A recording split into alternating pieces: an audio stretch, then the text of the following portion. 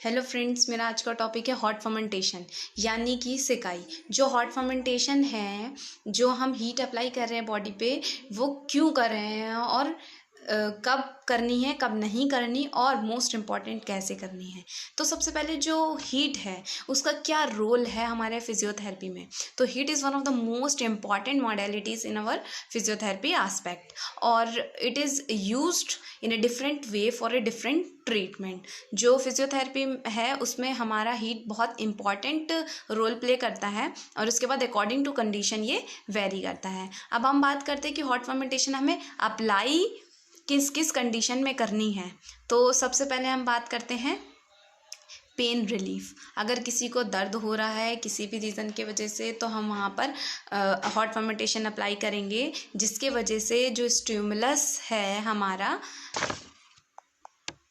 Sensory receptors का, तो वो क्या होगा, स्किन तक जो जाएगा, और उसकी वजह से जो सिग्नल्स हैं वो डिक्रीज़ हो जाएंगे। यानी कि जो पेन हमारी बॉडी को बार बार ये बता रहा था कि आपको दर्द हो रहा है, दर्द हो रहा है, वो सिग्नल्स जो कि हमारे ब्रेन से आ रहे थे, उसका स्टिमुलेशन धीरे धीरे डिक्रीज़ हो जाएगा। इसका जो सिग्नल है वो धीरे धीरे डिक्रीज़ हो जाएगा। अब हम बात करते हैं मसल स्पैज्म यानी कि रिलैक्सेशन, मसल्स रिलैक्सेशन। जब हम बात करते हैं हॉट फर्मेंटेशन, जैसे ही हम अप्लाई करते हैं, वहाँ के सॉफ्ट टिश्यूज़, फेशियाज जो हैं वो रिलीज़ हो जाते हैं, और उसकी वजह से हमें पेन में रिलीफ मिलता है। उसके बाद हम बात करें ब्लड फ्लो इंक्रीज़। क्यों हमें ब्लड फ्लो इंक्रीज़ करना है? अगर हमारी बॉडी में कहीं वुंड है, कहीं पे किसी तरीके की चोट लगी हुई है, तो वो हीलिंग पॉइंट पर हमें उसको हील करने के लिए, उस हीलिंग पॉइंट पे उस वुंड को हील करने के लिए हमें न्यूट्रिएंट्स की ज़्यादा ज़रूरत है। तो हमारी बॉडी में जो हीलिंग रेट है उसको इंक्रीज़ करना है, इसलिए हमें ब्लड फ्लो को इंक्रीज़ करना है। जैसे ही हीलिंग रेट इंक्रीज़ होगा, वैसे ही हमारा जो हीलिंग पावर है वो धीरे धीरे इंक्रीज़ होता जाएगा, और उस जगह पे न्यूट्रिएंट सप्लाई इंक्रीज़ हो जाएगी। जैसे ही हम हॉट फर्मेंटेशन अप्लाई करते हैं, वहाँ पर जो आर्टरीज़ हैं हमारी, वहाँ पे उनका जो डायमीटर है वो इंक्रीज़ हो जाएगा, और वहाँ से blood flow easily pass out हो जाएगा। जॉइंट की स्टिफनेस को हम रिड्यूस कर सकते हैं हॉट फर्मेंटेशन से। और अगर किसी को किसी भी रीज़न से मसल क्रैम्प्स, एब्डोमिनल प्रॉब्लम हो रहे हैं, इंटरनल ऑर्गन कंजेशंस हो रहे हैं, तो उसमें भी हम हॉट फर्मेंटेशन अप्लाई कर सकते हैं। अब हम बात करते हैं कि जो ये हॉट फर्मेंटेशन हम अप्लाई कर रहे हैं वो हेल्पफुल है हमारा यूरिन रिटेंशन। अगर किसी को यूरिन रिटेंशन से रिलेटेड कोई प्रॉब्लम हो रही है, तो हम वहाँ पर हॉट फर्मेंटेशन अप्लाई कर सकते हैं, जिसके वजह से उसको यूरिन रिटेंशन में इम्प्रूव मिलेगा। और जो पेरिस्टालिसिस मूवमेंट होता है, जो ये स्टिमुलेशन होती है, हम इसको भी इम्प्रूव कर सकते हैं। यानी कि स्मॉल इंटेस्टाइन में खाने का मूवमेंट, इनडायरेक्टली हम बात करें डाइजेस्टिव सिस्टम की, तो हॉट फर्मेंटेशन से हम इम्प्रूव कर सकते हैं डाइजेस्टिव सिस्टम को भी। अब हम बात कर रहे हैं फ्लेक्सिबिलिटी। अगर हमें अपनी बॉडी की फ्लेक्सिबिलिटी इंक्रीज़ करनी है, तो हमें वहाँ पर भी हम ये हॉट फर्मेंटेशन अप्लाई कर सकते हैं। अब हम बात कर रहे हैं किसी को अगर बर्साइटिस है, बैक एक हो रहा है, अर्थराइटिस की वजह से कोई प्रॉब्लम हो रही है, कोई ब्लॉटिंग है, तो भी हम उस रीज़न पर हॉट फर्मेंटेशन अप्लाई कर सकते हैं। अब हम बात कर रहे हैं इंडिकेशंस, मतलब हमें किस किस में देना था, ये सारी कंडीशंस मैंने आपको बताई। अब है कॉन्ट्रा इंडिकेशंस, हमें कब नहीं देना। अगर किसी को डर्मेटाइटिस, मतलब कि स्किन से रिलेटेड कोई प्रॉब्लम है, इन्फेक्शन है, इन्फ्लामेशन है, तो हमें उस कंडीशन में नहीं देना। किसी को ओपन वुंड प्रेजेंट है और उसके आसपास दर्द हो रहा है, तो आपने सोचा कि हॉट फर्मेंटेशन दे दें, पेन रिलीफ हो जाएगा। नहीं, ओपन वुंड पर हमें हॉट फर्मेंटेशन अप्लाई नहीं करनी।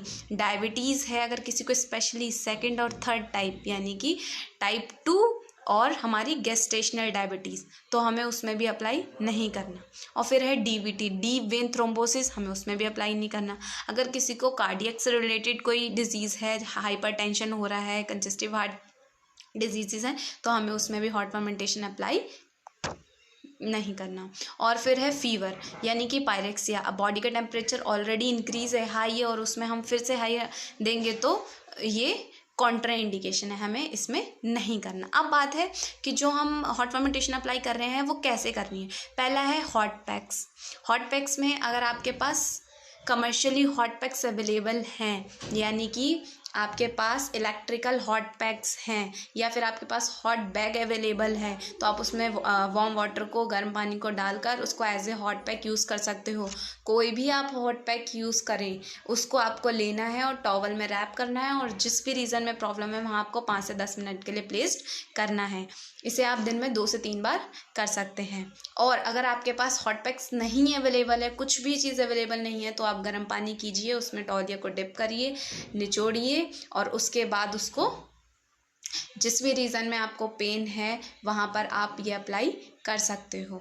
उसके बाद जो मैंने आपको सारी कंडीशंस बताई थी, अगर इसमें से कोई भी है तो आप यहाँ हॉट फर्मेंटेशन को इस तरीके से अप्लाई कर सकते हो। अगर आपके पास हॉट पैक्स अवेलेबल नहीं है तो आप गर्म पानी का यूज़ कर सकते हो। और हम फिजियोथेरेपी एस्पेक्ट में हाइड्रोकोलेटरल पैक्स यूज़ करते हैं, पैराफिन वैक्स बाथ यूज़ करते हैं, कंट्रास्ट बाथ यूज़ करते हैं। पैराफिन वैक्स बाथ जो है वो सुपरफिशियल हीट्स के लिए दिया जाता है, पोस्ट ऑपरेटिव फ्रैक्चर्स के रिलेटेड में मोस्ट इम्पॉर्टेंट दिया जाता है। रेंज ऑफ मोशन उसमें रेस्ट्रिक्ट हो जाते हैं, वहाँ पे जो मसल्स मांसपेशियाँ हैं वो जकड़न वहाँ पे आ जाती है तो हम उसको रिलीव करने के लिए देते हैं। जो कंट्रास्ट बात है उसमें हम कंट्रास्टली यूज़ करते हैं, हॉट एंड कोल्ड दोनों का ही यूज़ करते हैं। इसमें हम 3:1 रखते हैं, यानी कि 3 times heat and 1 time cold and then 3 times heat, 3:1:3 यानी कि 3:1 का मिनट का ये रेशियो हम रखते हैं। अब हम बात कर रहे हैं कि जो हम जितने भी अभी हमने बात करा, जैसे हॉट पैक्स हमने बात करी, पैराफिन वैक्स बात करी, कंट्रास्ट बात यूज़ करी, वैसे ही अब हम बात करें फ्लूइडोथेरेपी, जिसमें कि हम transfer of heat bye forced convection use करते हैं। ये हम बात कर रहे हैं ड्राई हीट की। जो हम फ्लूइडोथेरेपी की बात कर रहे हैं सुपरफिशियली हीट के लिए हम यूज़ करते हैं। अगर किसी को रेंज ऑफ मोशन रेस्ट्रिक्टेड है विद एडिमा तो हम वहाँ पर ड्राई हीट यूज़ कर उसको पेन रिलीफ दे सकते हैं। ये मैंने आपको बताया कि हॉट फर्मेंटेशन कब अप्लाई करना है, कैसे अप्लाई करना है और कब नहीं करना है। तो ये मैंने आपको सिर्फ बताया एक लोकलाइज्ड तरीके से। जब मैं इसको क्लिनिकली डिस्क्राइब करूँगी तब मैं उसको एज ए पूरा फिजियोथेरेपी एस्पेक्ट से फॉर स्टूडेंट्स इसको बताऊंगी। अब ये है कि अगर इससे रिलेटेड अगर किसी को कोई क्वेश्चन पूछना है, कोई क्वेरी है तो वो कमेंट में पूछ सकता है। फर्दर रिगार्डेशन के लिए जो मेरी नीचे डिटेल्स अवेलेबल हैं, मेरी जीमेल आईडी, वहाँ पे कांटेक्ट कर सकता है। और अगर आप चाहते हैं कि मैं ऐसे ही छोटे छोटे टॉपिक्स आपको सिंपल वे में एक्सप्लेन करती रहूँ और वो सारी चीज़ों से अवेयर करा दूँ जो हर एक नॉर्मल पर्सन के लिए इम्पॉर्टेंट है जानना, तो उसके लिए आप मेरे चैनल को सब्सक्राइब कर सकते हैं। और अकॉर्डिंग टू अपने कोई टॉपिक से रिलेटेड अगर आपको कोई फिजियोथेरेपी एस्पेक्ट से कोई आपको गाइडलाइन चाहिए तो आप उसके लिए भी मेरे कमेंट कर सकते हैं और मुझको सब्सक्राइब कर सकते हैं। Thank you.